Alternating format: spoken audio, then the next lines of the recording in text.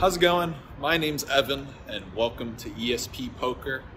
We're here at Horseshoe Baltimore, gonna hop in some 1-3. So last week, I decided to play here and not vlog because it's been a while, and I just wanted to get loose, get back in the swing of things.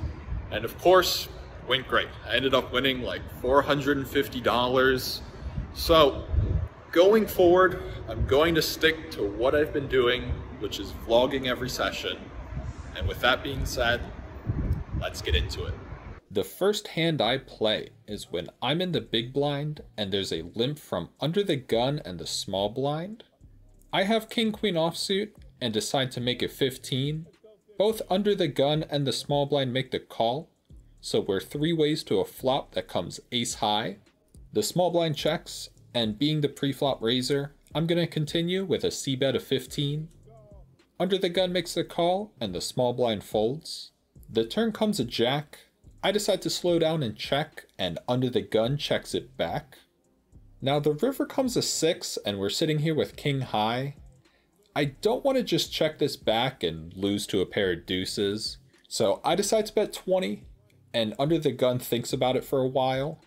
I think I need to go a little bigger here, but after some consideration, under the gun does release his hand, and we are going to drag the first pot of the night. Here I am under the gun +1 and pick up a fantastic hand, pocket kings. Under the gun folds, I make it 15 to go, and everyone folds. Oh well. Here we look down at 4-6 of hearts, and I know what you're thinking. Evan, am I about to watch you play 4-6 of hearts? Great question. Let me explain.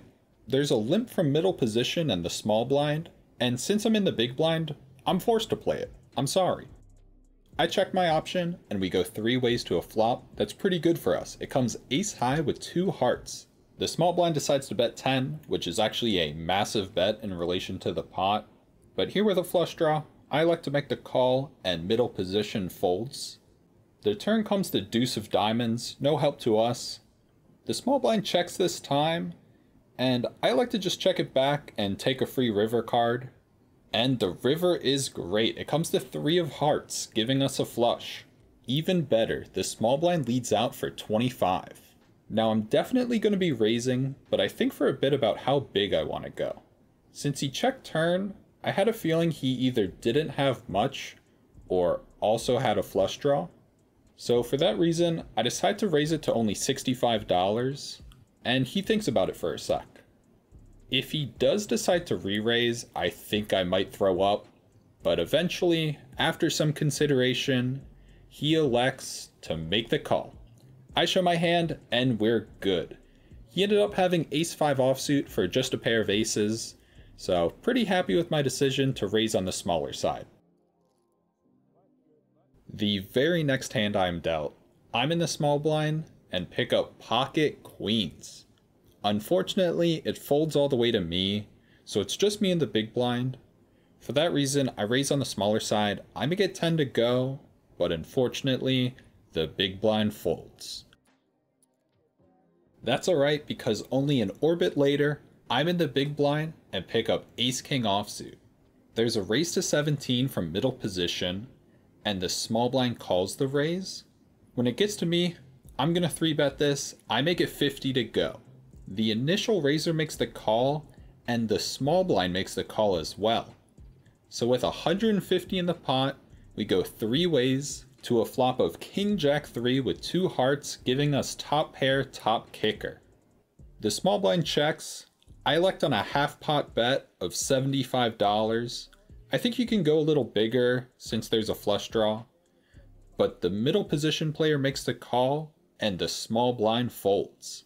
Heads up to a turn card that is, it's just absolute buns. It comes the 10 of hearts. I decide to check, and of course, middle position goes all in for his remaining $129.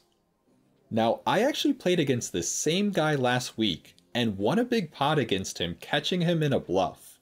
He's a very active player, and he is not afraid to gamble. But on the other hand, this card isn't good for me flushes get there, straights get there. However, due to the size of the pot, I effectively need to call $129 to win a total pot of $558. I wasn't sure what he had here, but I just didn't think he had a flush here. So I elected to make the call. Looking for some help on the river, but unfortunately it comes the 5 of spades. And middle position ends up showing Jack 10 offsuit for a turned 2 pair. We actually weren't in that bad of shape going to the river, but unfortunately, he got there on the turn, and we're gonna lose a pretty big pot. I go on a little walk and contemplate why I even make poker vlogs due to how bad I am, and then add on for 100, so we're in for 500. I'm in the big blind and look down at pocket 9s. We get a limp from the button and the small blind. I raise it up to 15, and both the button and the small blind make the call. 3 ways to a board that comes Jack, Jack 3. One of those boards where I'm either way ahead or way behind on. The small blind checks, I elect to check, and the button checks as well. 3 ways to a turn card of a 5. This time when the small blind checks, I elect bet 15, and both players fold. Not a big pot, but let's keep the momentum going. And it sure helps when you keep getting dealt good cards. The very next hand when I'm in the small blind, I look down at pocket 10s. There's a $10 straddle on the button, so when it's on me, I make it 20 to go. It folds all the way back to the button straddle who elects to make the call. Heads up to a flop of 9-5-4. I bet 25 here, and he lets it go. Again, not a big pot, but slowly crawling our way back. And getting dealt pocket pairs surely helps. Here we get slightly upgraded again to pocket jacks. There's 2 limps to me in the small blind. I make it 15 to go, and both limpers call. 3 ways to a flop that comes queen high. I decide to c-bet 15, and both players fold. And as if we couldn't get any more good hands, I'm in the cutoff and pick up aces. I didn't realize it till after the session, but I got dealt 9s through aces within a 4-hour session, which is just unheard of. Like, I was getting so many good hands. Unfortunately, it folds to me in the cutoff, so I go with a smaller sizing of $10. We end up getting a call from the big blind and going heads up to a queen high flop. I continue for $10, hoping to squeak out a little more value, but unfortunately, he lets it go. Here I am under the gun +1 and pick up king 10 of hearts.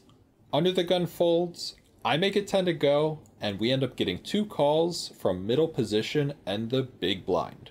3 ways to a pretty good flop. It comes 9 high with 2 hearts, giving us a flush draw. The big blind checks, and I really prefer a bet here, but in the moment, I decided to check. Wasn't too happy about that, but middle position checks as well. So we go 3 ways to a turn card that comes the deuce of diamonds. The big blind checks again. This time I bet 15, middle position calls, and the big blind folds. Heads up to the river looking for some help, and it comes, the 4 of hearts giving us the flush. Now here is where I made a pretty big mistake. In the moment, I was so focused on the fact that I made a flush that I didn't realize there's a one-liner to the straight out there. Because of this, I think you can go a lot bigger on the river, since he's probably going to call if he has a 6. Nevertheless, I bet 35, and he snap calls. Obviously we're good, but he ended up having 6-7 for an even bigger straight. Even though I won, I missed out on a lot of value this hand. Oh well.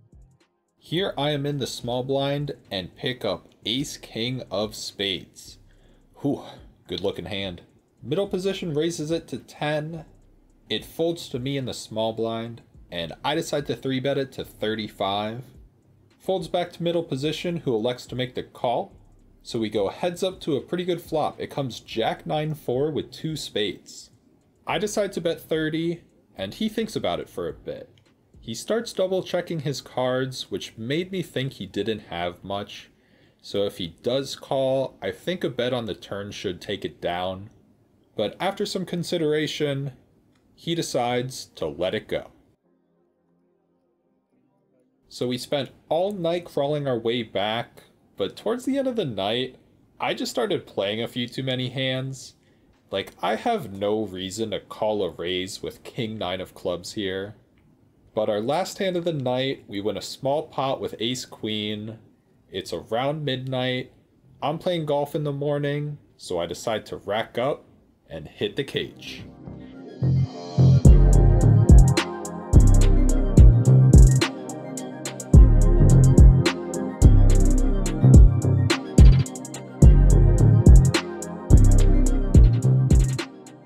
So, we were in for 500, out for 493 for a massive loss of $7.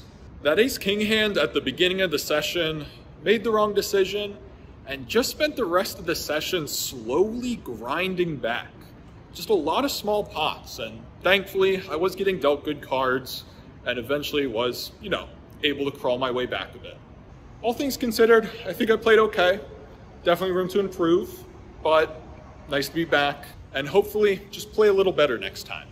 This brings our vlog episode total to a profit of $15.25. I'm going to be playing at some cool places this summer, so stick around for those videos coming soon. And with that being said, I'll see you in the next one.